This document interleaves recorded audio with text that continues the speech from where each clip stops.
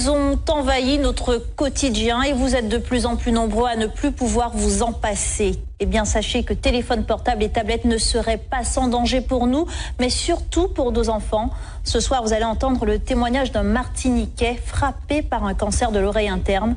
Pour les spécialistes qui l'ont suivi, aucun doute, sa maladie est liée aux ondes du portable. Franck Zozor, William Zebina.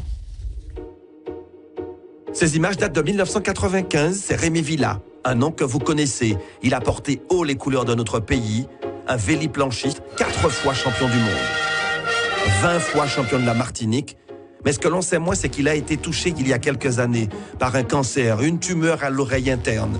Soigné à l'hôpital Pellegrin à Bordeaux, ses médecins lui expliquent que cette tumeur serait liée à l'utilisation du téléphone portable.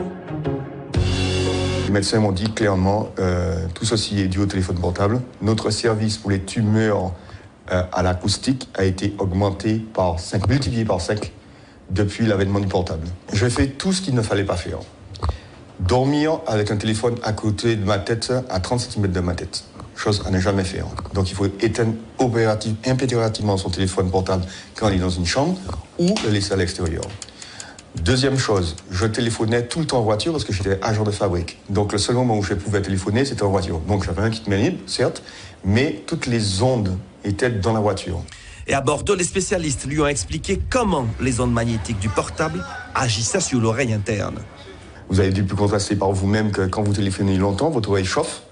Et bien ça, qu'est-ce que ça fait? Ça simplement cuit votre oreille. Et donc l'oreille interne est extrêmement fragile. Et donc, parce que c'est tout petit organisme, etc. Donc forcément, on l'abîme, on la cuit et on finit par la détruire.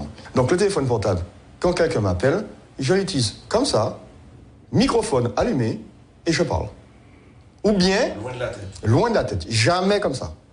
Et puis il y a les conseils aux parents concernant l'utilisation des portables pour les enfants.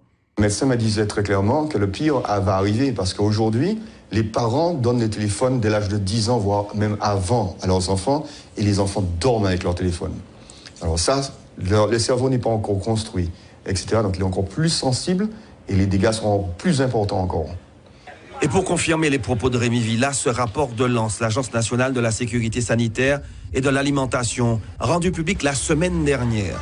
Il recense les sources auxquelles sont exposés les enfants, Wi-Fi, jouets connectés, téléphones portables, tablettes. Mais ce que l'on apprend dans cette étude, c'est que des chercheurs japonais et taïwanais ont trouvé que ces ondes agiraient sur la santé mentale des préadolescents.